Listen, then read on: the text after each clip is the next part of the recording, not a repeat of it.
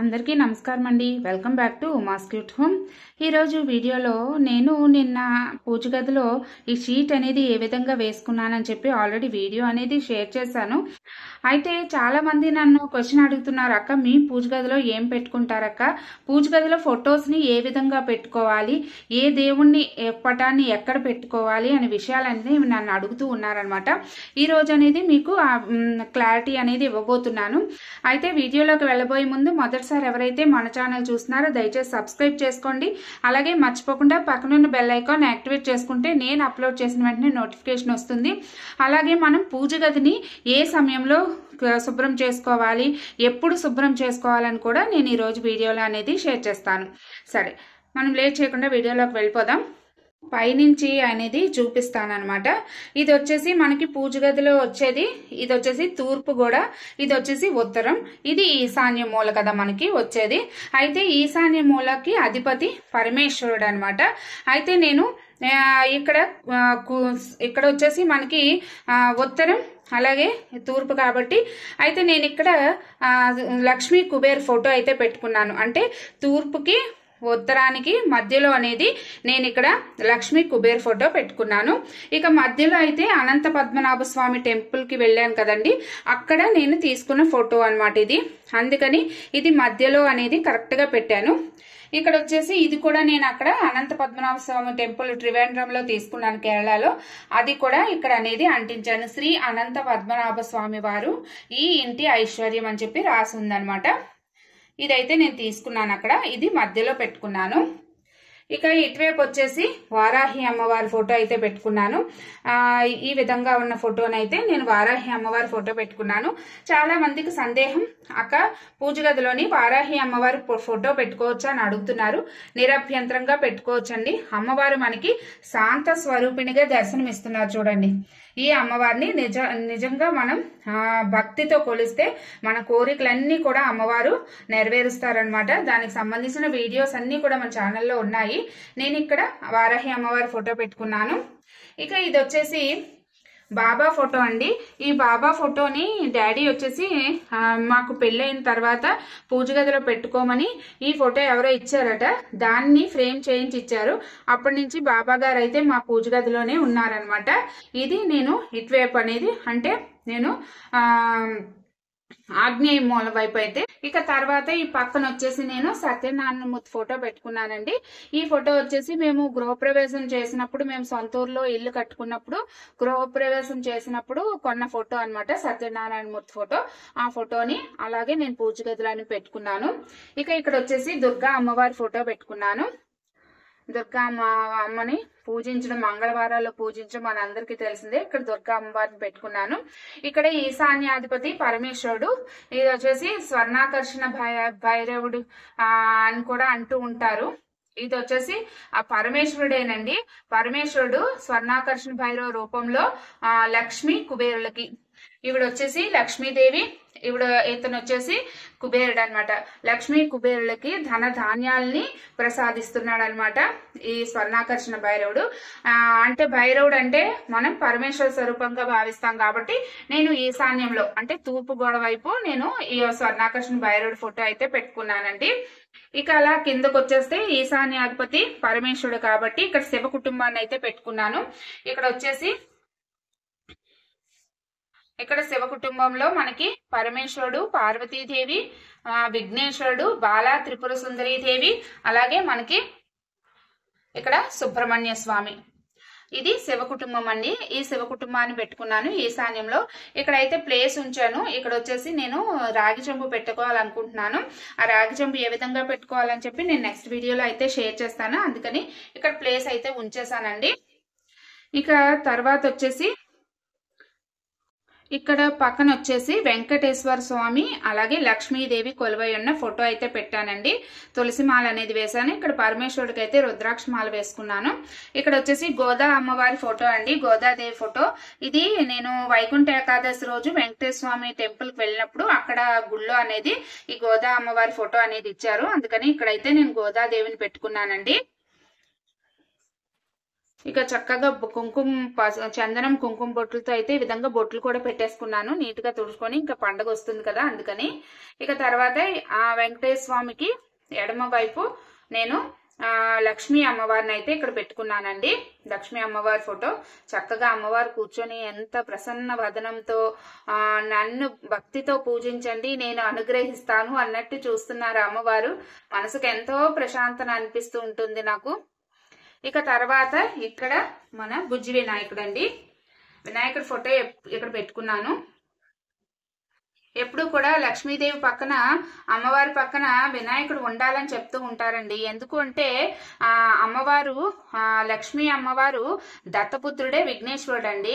అయితే లక్ష్మీ అమ్మవారికి పార్వతీదేవి విఘ్నేశ్వరుని ఇచ్చేటప్పుడు చెప్తుందట, నువ్వు చంచల స్వభావం కలదానివి, నువ్వు ఎక్కడ ఒక ప్లేస్ లో ఉండవు, అలా తిరుగుతూనే ఉంటావు, అలాంటప్పుడు నా కొడుకుని నువ్వు ఎలా చూసుకుంటావు అని అడుగుతుందట. అప్పుడు పార్వతీదేవికి లక్ష్మీదేవి ఇలా పాటిస్తుంది అనమాట, నేను వెళ్లే ప్రతి చోట ఆ వినాయకుడిని నేను తీసుకొని వెళ్తాను, ఆ విఘ్నేశ్వరుణ్ణి నాతోటే తీసుకొని వెళ్తాను అని చెప్పి మాట ఇస్తుందటండి. అందుకనే మనం ఏ పూజ చేసినా మనం లక్ష్మీ వినాయకుల్ని అనేది పూజిస్తూ ఉంటాం అనమాట. అందుకని వినాయకుడిని లక్ష్మీ అమ్మవారు పక్కగా పెట్టుకున్నాను. ఇంకొకటి కూడా చెప్తారండి, లక్ష్మీ అమ్మవారు చంచల స్వభావం కదా, అలాగే విఘ్నేశ్వరుడు అంటే కొంచెం కూర్చొని లేచి వెళ్ళడానికి అనేది కొంచెం సమయం పడుతుంది కదా విఘ్నేశ్వరుడికి. అలా లక్ష్మీ అమ్మవారిని త్వరగా వెళ్లకుండా, అంటే విఘ్నేశ్వరుడు రాకుండా లక్ష్మీ అమ్మవారు వెళ్ళరు కదా, అందుకని విఘ్నేశ్వరుడితో పాటు లక్ష్మీ అమ్మవారిని పెట్టుకుంటే మనకి స్థిరంగా లక్ష్మి ఉంటుంది అని చెప్పి విఘ్నేశ్వరుని పక్కన తప్పకుండా లక్ష్మీదేవిని, లక్ష్మీదేవి పక్కన విఘ్నేశ్వరుని పెడుతూ ఉంటారండి. అందుకని నేను ఈ విధంగా పెట్టుకున్నాను. నాకు తెలిసిన చిన్న విషయం మీతో షేర్ చేశాను. తర్వాత కిందన వచ్చేసి ఇది వచ్చేసి నేను మేము చెన్నైలో ఉండేటప్పుడు మా వారు అనేది తీసుకున్నారండి. ఇది అప్పుడు సింహాసనం అనేది అక్కడ చెన్నైలో ఎక్కువ, తమిళనాడు సైడ్ ఎక్కువగా ఇది పెట్టుకుంటూ ఉంటారనమాట. అయితే అక్కడ తీసుకున్నాను. అయితే దీంట్లో ఏం పెట్టుకున్నానంటే ఈ విధంగా విఘ్నేశుడు ప్రతిమ అనేది ఒకటి పెట్టుకున్నాను. అయితే పువ్వులతో ఏమీ అలంకరించలేదండి, ఎందుకంటే నేను సర్దుకొని మీకు చూపిస్తున్నాను, పూజ చేసినప్పుడు మళ్ళీ చూపిస్తాను. ఇక తర్వాత ఈ ఏనుగులు, అలాగే అమ్మవారిని నేను ఆర్టికల్స్ హోమ్ అనే పేజీ నుంచి అయితే తెప్పించుకున్నాను. చాలా వెయిట్ ఉన్నాయండి ఈ యొక్క ఏనుగులు అనేవి, గజరాజులు. అమ్మవారు కూడా చాలా అందంగా అనేది చెక్కారనమాట. నాకైతే బాగా నచ్చింది. అమ్మవారిని అయితే నేను అక్కడ తీసుకున్నాను. ఇక తర్వాత ఇది దక్షిణావృత శంఖం అండి. ఇది వచ్చేసి నేను కాశీలో అనేది తీసుకున్నాను అనమాట. చిన్నది.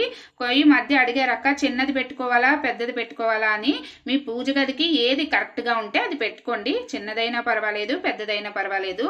ఇక ఇక్కడ ధాన్యం పొట్టులో అనేది పసుపు కొమ్ములు అయితే వేసుకున్నానండి. ఇక్కడ వచ్చేసి శాలిగ్రామాన్ని పెట్టుకున్నాను. ఇది వచ్చేసి ధనలక్ష్మి కొంచెం అండి, చిన్నిది వెండి తీసుకున్నాను అనమాట. అందుకని అది ఆ విధంగా అయితే పెట్టుకున్నాను.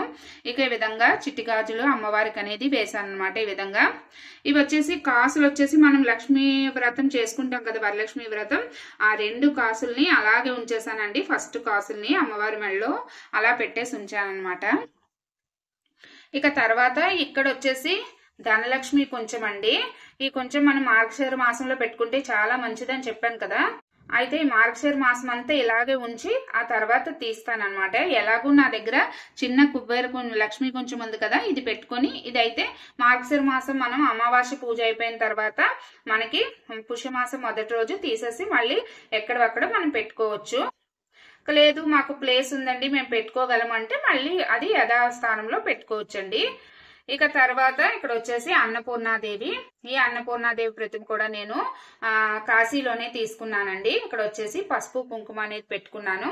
ఈ పక్కన వచ్చేసి లక్ష్మీ కవ్వాన్ని పెట్టానండి. ఇక ఇక్కడ వచ్చేసి గౌరమ్మ సెట్ అండి.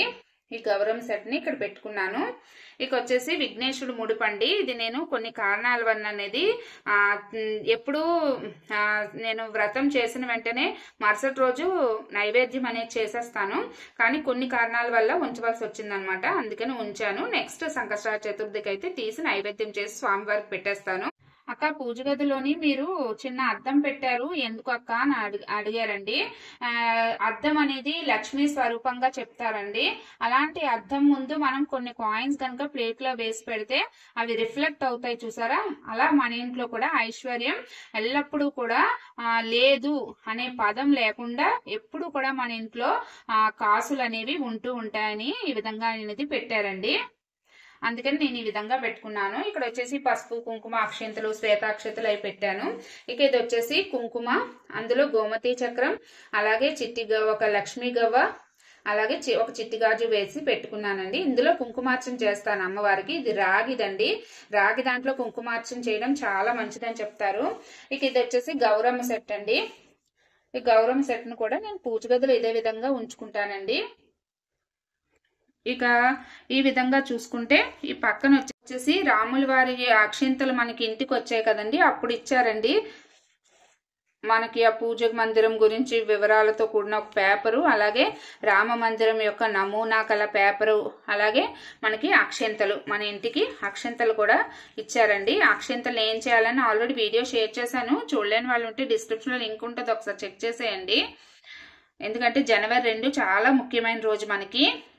ఇక ఈ విధంగా అక్షంతలు అయితే ఈ విధంగా పెట్టుకున్నానని చిన్నపెట్టు వేసి, ఇక్కడ వచ్చేసి మనం శివలింగం, అలాగే రుద్రాక్షలు, నంది అనేది పెట్టానండి. ఇక స్వామి ముందు ఈ విధంగా గిన్నెలో విభూది వేసి పెట్టుకున్నాను అనమాట.